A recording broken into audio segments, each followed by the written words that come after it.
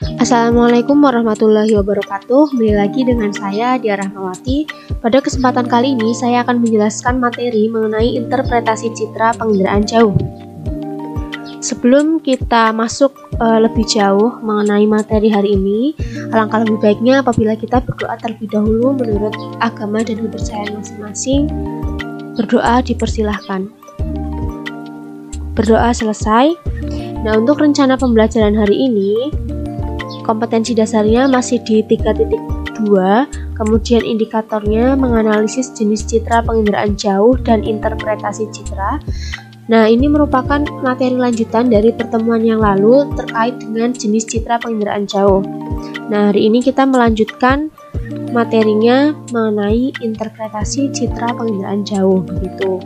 Kemudian untuk tujuannya, peserta didik dapat menginterpretasi citra penginderaan jauh. Rencana evaluasinya ada tugas individu. Kemudian untuk materi kita hari ini itu dibagi menjadi dua, ada interpretasi citra visual dan juga interpretasi citra secara digital. Mari kita bahas satu per satu. Jadi pada umumnya interpretasi citra itu merupakan kegiatan menelaah atau mempelajari citra dengan tujuan untuk mengkaji dan menilai objek sesuai dengan kegunaannya.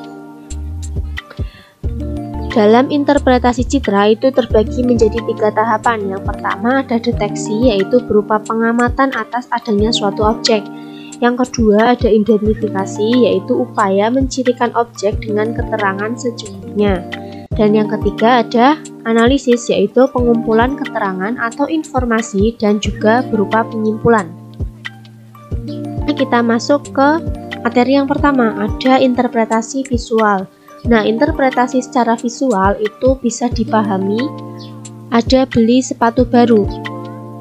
B itu untuk bentuk, kemudian S itu untuk situs, P untuk pola, lalu T untuk tekstur, kemudian A untuk asosiasi, B untuk bayangan, R untuk rona, dan juga U untuk ukuran. Nah, jadi di interpretasi citra secara visual itu digambarkan pada segitiga yang ada di slide ini. Segitiga yang ada di slide ini menggambarkan tingkat kerumitan dari unsur-unsur interpretasi citra. Misalnya, rona dan warna itu merupakan unsur dasar yang paling sederhana atau mudah untuk dilihat atau diinterpretasi. Nah, semakin ke bawah ada tekstur, bentuk, ukuran itu jauh lebih sulit dibandingkan rona dan warna ketika diinterpretasi. Begitupun dengan pola, tinggi, dan bayangan, kemudian ada situs dan asosiasi. Nah, semakin ke bawah itu tingkat kesulitan untuk diinterpretasinya semakin tinggi karena dia itu tingkat kerumitannya juga semakin meningkat. Nah, untuk unsur interpretasi citra yang pertama ada rona dan juga warna. Rona sendiri merupakan tingkat kegelapan dan kecerahan suatu objek yang terdapat pada citra. Rona ini dibedakan atas 5 tingkat, ada putih, kelabu hitam, dan juga hitam. Biasanya digunakan untuk menginterpretasi citra hitam putih. Dalam rona ini itu terdapat 3 hal dasar yang harus diketahui.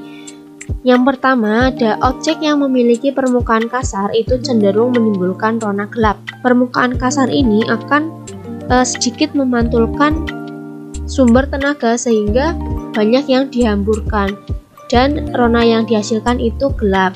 Kemudian yang kedua, objek pada dasarnya yang berwarna gelap akan menimbulkan rona yang gelap.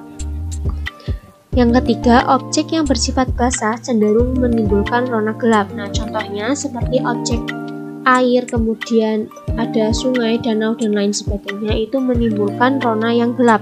Hal tersebut dikarenakan objek air atau objek yang bersifat basah itu bersifat menyerap sebagian sumber tenaga sehingga rona yang dihasilkan itu gelap.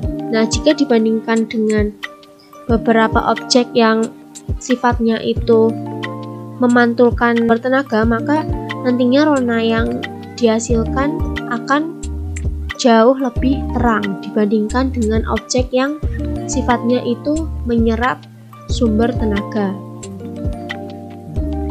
Nah, ini merupakan contoh dari rona. Tergambarkan di sini ada semak belukar, kemudian ada sudah diberi lapisan perkerasan. Nah, dua objek ini tentunya menghasilkan rona yang berbeda dikarenakan semak belukar itu permukaannya kasar, bersifat menghamburkan sumber tenaga, sedangkan tanah yang sudah diberi perkerasan itu lapisannya halus sehingga dia itu bersifat memantulkan sumber tenaga. Nah, sehingga ya rona yang dihasilkan itu jauh lebih terang. Kemudian contoh yang kedua, di sini ada bangunan dan juga sungai. Nah, dari kedua objek ini juga menghasilkan rona yang berbeda. Untuk sungai, karena dia itu bersifat menyerap sumber tenaga, maka rona yang dihasilkan itu jauh lebih gelap atau berwarna hitam. Sedangkan yang bangunan itu bersifat memantulkan cahaya, sehingga rona yang dihasilkan itu jauh lebih terang. Kemudian ada juga yang atas ini. Di sini terlihat ada objek atap dengan tampilan cerah dan juga atap dengan tampilan gelap. Nah, kedua objek ini merupakan objek yang sama, yaitu berupa atap, namun tampilan ronanya itu cerah. Hal ini dipengaruhi oleh perkaratan, sehingga kenampakannya itu tampak lebih gelap dibandingkan dengan atap yang berwarna putih, karena dia itu mungkin masih baru dan juga belum mengalami perkaratan seperti itu. Kemudian yang kedua ada warna. Nah, warna ini merupakan wujud yang tampak oleh mata dengan menggunakan spektrum sempit, misalnya warna biru, kuning, merah, dan sebagainya. Biasanya digunakan untuk menginterpretasi citra yang berwarna. Nah, sebagai contoh, di sebelah kiri ini untuk air itu warnanya sama seperti aslinya, yaitu berwarna biru. Kemudian untuk vegetasi berwarna hijau dan juga jalan berwarna abu-abu. Lanjut ke unsur interpretasi yang kedua, yaitu bentuk. Nah, bentuk merupakan atribut yang jelas dan spesifik. Contoh pengenalan objek berdasarkan bentuk. Yang pertama ada gedung sekolah. Pada umumnya berbentuk huruf I, L, U atau persegi panjang. Kemudian yang kedua, gedung olahraga berbentuk O atau lingkaran atau biasanya berbentuk persegi panjang. Lalu gunung api berbentuk kerucut, bentuk kipas aluvial seperti segitiga yang alasannya itu cembung. Kemudian yang keempat, tajuk pohon palma berbentuk bintang. Kemudian ada pinus berbentuk kerucut dan bambu berbentuk bulu-bulu. Yang kelima, sungai dikenali dengan bentuk berkelok-kelok. Nah, ini merupakan contoh interpretasi bentuk. Yang pertama ada kubah masjid. Nah, adanya bentuk seperti lingkaran di atas atap masjid itu dapat mempermudah kita dalam menginterpretasi bahwa objek tersebut adalah masjid, seperti itu. Kemudian yang di sebelah kanan ini adalah objek gunung. Nah, bentuknya seperti kerucut, seperti ini kan, macam segitiga seperti itu. Kemudian contoh yang bawah ini merupakan objek sungai, ditunjukkan dengan bentuknya yang berkelok-kelok. Lanjut ke unsur yang ketiga, yaitu ukuran. Ukuran merupakan atribut yang berkaitan dengan jarak, tinggi, lereng, dan volume. Contoh pengenalan objek berdasarkan ukuran. Yang pertama, ukuran bangunan permukiman lebih kecil dari ukuran bangunan perkantoran, sekolah, dan juga industri. Lalu yang kedua ada lapangan badminton, tenis, sepak bola memiliki ukuran yang dapat dibedakan. Nah, pada contoh di samping ini itu terdapat dua objek yang berdekatan. Jika dilihat dari ukurannya, maka dapat diperkirakan bahwa objek yang pertama itu merupakan permukiman penduduk. Yang ini merupakan permukiman penduduk, sedangkan yang berwarna putih ini merupakan sekolah atau kantor pemerintahan, seperti itu. Kemudian unsur yang keempat yaitu tekstur. Tekstur merupakan frekuensi perubahan rona dalam citra. Tekstur dibedakan menjadi tekstur kasar, sedang, dan juga halus. Oke, masuk ke contohnya. Di sini tergambar ada lahan pertanian, dan yang sebelah sini merupakan lahan pertanian tanpa tanaman. Kalau yang ini tadi ada tanamannya, kalau yang ini tidak ada tanamannya.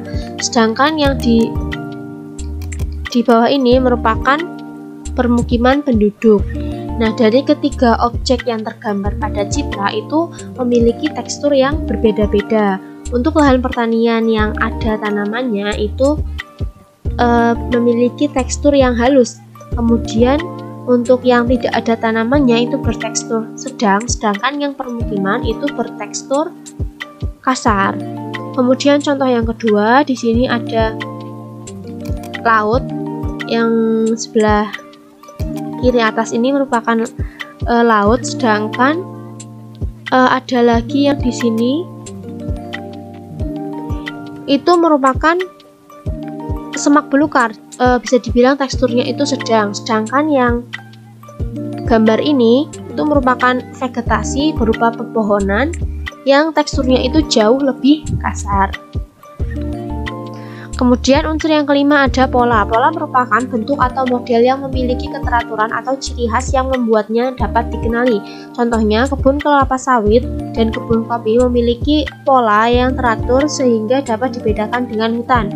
Yang kedua, permukiman transmigrasi dikenali dengan pola yang teratur dan jarak antar rumah yang teratur. Contohnya, di sini ada perumahan transmigrasi, sedangkan di sini ada permukiman. Nah, dari kedua gambar di citra ini dapat dibedakan. Untuk yang perumahan itu jauh lebih teratur letak-letaknya, kemudian jaraknya juga sama, menghadapnya juga sama, sedangkan yang permukiman itu polanya itu berantakan atau tidak teratur, bentuknya itu kurang sama. Kemudian untuk jarak antar rumah itu juga berbeda-beda. Kemudian contoh yang kedua, terlihat pola perkebunan kelapa sawit area yang datar dari udara mempunyai pola tiap bloknya itu berbentuk persegi atau persegi panjang. Nah, itu merupakan jalan inspeksi atau untuk proses pengamatan yang dilakukan oleh pengelola perkebunan, seperti itu. Kemudian unsur yang selanjutnya adalah bayangan. Bayangan merupakan sebuah objek dengan tampilan samar atau berwarna hitam. Merupakan efek dari objek yang terkena cahaya. Suatu bayangan biasanya mempunyai bentuk yang menyerupai bentuk objek yang terkena cahaya tersebut. Keberadaan bayangan pada suatu objek pada citra itu sebenarnya memberikan kerugian dan juga memberikan keuntungan. Nah, contoh yang pertama ini merupakan unsur bayangan yang memberikan kerugian. Kenapa? Karena di sini terdapat objek awan dan juga bayangan awan. Nah, bayangan awan ini bersifat menutupi objek yang lain sehingga akan mempersulit peneliti dalam menginterpretasi citra. Sedangkan contoh yang kedua dan juga ketiga ini itu sangat memudahkan peneliti untuk menginterpretasi citra karena dia itu menjadi daya dukung dalam melakukan interpretasi. Contohnya dengan atap tribun stadion, dan dia itu tidak menutupi banyak objek. Kemudian yang kedua itu merupakan bayangan jalan layang. Unsur yang selanjutnya adalah situs. Situs merupakan hubungan antar objek dalam satu lingkungan yang dapat menunjukkan objek di sekitarnya atau letak suatu objek terhadap objek lain. Nah, pada gambar itu terlihat ada beberapa kotak-kotak yang berwarna gelap dan juga berwarna terang. Nah, ini merupakan kotakan yang berwarna gelap, sedangkan ini yang berwarna terang. Nah, kemudian jika dilihat dari objek di sekitarnya itu ada laut, maka kotak-kotak ini akan tambah udang karena lokasinya itu dekat dengan laut. Kemudian unsur yang selanjutnya adalah asosiasi. Asosiasi merupakan keterkaitan antara satu objek dengan objek lain, di mana dengan terdapatnya sebuah objek menjadi petunjuk bagi keberadaan objek lain. Nah, contohnya di gambar itu terlihat ada pesawat terbang yang berwarna putih, itu merupakan pesawat terbang. Kemudian ada runway atau landasan pacu, itu ditandai di garis yang berwarna kuning. Selanjutnya ada terminal. Nah, itu ditandai di garis yang berwarna hijau. Dari keberadaan ketiga objek tersebut, maka dapat dikatakan bahwa citra tersebut itu menggambarkan objek berupa bandara. Selanjutnya adalah unsur konvergensi bukti. Nah, konvergensi bukti itu merupakan upaya penafsiran sebuah objek pada citra penginderaan jauh menggunakan berbagai unsur untuk mendapatkan bukti yang menguatkan sehingga diperoleh penafsiran objek yang lebih akurat. Nah, semisal dapat sebuah citra yang menggambarkan objek dengan bentuknya itu tajuk berbentuk bintang. Nah, kita analisis, kita kelompokkan vegetasi apa saja yang berbentuk bintang. Misalnya ada kelapa, kemudian kelapa sawit, nipah, enau, kemudian ada sagu. Nah, dari kelompok bentuk itu kan ada banyak vegetasi, kemudian kita kerucutkan lagi, kita lihat dari polanya tidak teratur. Nah, pola tidak teratur itu hanya nipah, enau, dan juga sagu. Itu sudah jauh lebih mengerucut. Kemudian kita kerucutkan lagi berdasarkan ukurannya. Misalkan itu tingginya lebih dari 10 meter. Nah, vegetasi yang tingginya itu lebih dari 10 meter contohnya adalah enau dan juga sagu. Lalu kita kerucutkan lagi, kita lihat di bagian unsur situs. Misalkan pada citra situsnya itu di air payau. Nah, tumbuhan atau vegetasi yang hidupnya itu di air payau adalah sagu. Nah, maka dapat disimpulkan bahwa citra tersebut itu menggambarkan objek vegetasi berupa pohon sagu, seperti itu. Selanjutnya kita akan bahas mengenai interpretasi digital secara singkat saja. Nah, interpretasi digital itu merupakan proses penginputan dari hasil analisis citra visual yang di awal tadi dan kemudian dilanjutkan dengan penggabungan peta menggunakan software untuk dianalisis dan juga dicetak. Nah, materi kita hari ini sudah selesai, sudah cukup. Sebelum kita akhiri, kita membuat kesimpulan dulu. Kesimpulan yang pertama, interpretasi citra adalah kegiatan mengkaji dan menilai objek sesuai dengan kegunaannya. Yang kedua, interpretasi citra itu secara visual terdiri dari 9 unsur. Ketiga, interpretasi citra secara digital itu merupakan penginputan hasil interpretasi citra secara visual dan dilanjutkan dengan menggunakan software dalam melakukan analisisnya. Mungkin cukup sekian materi kita hari ini. Apabila ada yang ingin ditanyakan bisa didiskusikan langsung pada kolom komentar Microsoft Teams atau bisa PC saya langsung. Mari kita akhiri pembelajaran hari ini dengan doa penutup. Berdoa disilahkan. Berdoa selesai. Sekian dari saya, semoga bermanfaat. Kurang lebihnya mohon maaf. Terima kasih. Wassalamualaikum warahmatullahi wabarakatuh.